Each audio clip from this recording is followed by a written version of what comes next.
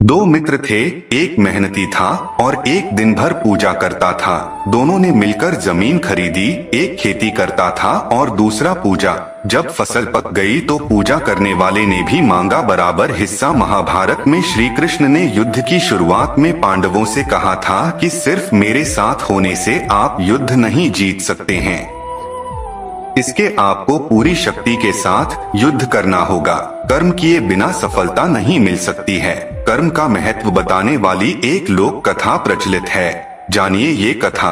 प्रचलित लोक कथा के अनुसार पुराने समय में दो मित्र थे, एक बहुत मेहनती था और एक सिर्फ भगवान भरोसे जीवन जी रहा था। वह दिन भर पूजा करता था।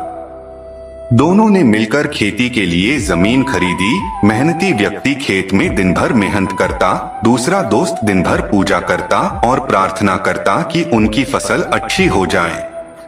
काफी समय तक ऐसा ही चलता रहा। उनके खेत में फसल तैयार हो गई।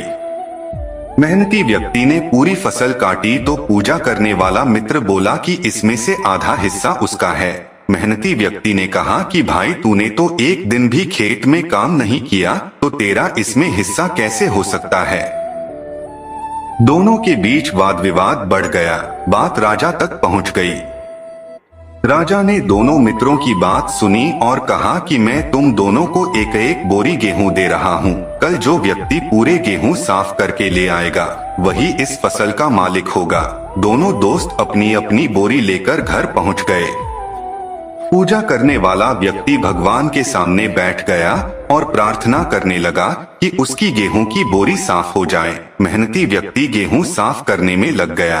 पूरी जागकर उसने गेहूं साफ कर लिए। अगले दिन दोनों मित्र राजा के दरबार में पहुंच गए। मेहनती व्यक्ति के गेहूं साफ थे, उसने गेहूं के सारा कचरा निकाल दिया था, जबकि भक्ति करने वाले व्यक्ति की बोरी ऐसी की ऐसी थी।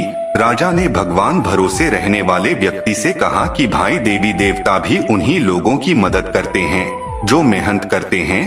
तुमने रात भर भक्ति की लेकिन मेहनत नहीं की, जबकि तुम्हारे मित्र ने मेहनत की गेहूं का कचरा साफ कर लिया। तुम भी मेहनत करते तो तुम्हारे गेहूं भी साफ हो जाते। राजा के बाद पूजा करने वाले व्यक्ति को अच्छी तरह समझ आ गई। इसके बाद से दोनों मित्र खेती में बराबरी से मेहनत करने लगे। दोनों की मेहनत से उनकी फसल काफी अच्छी हो गई थी।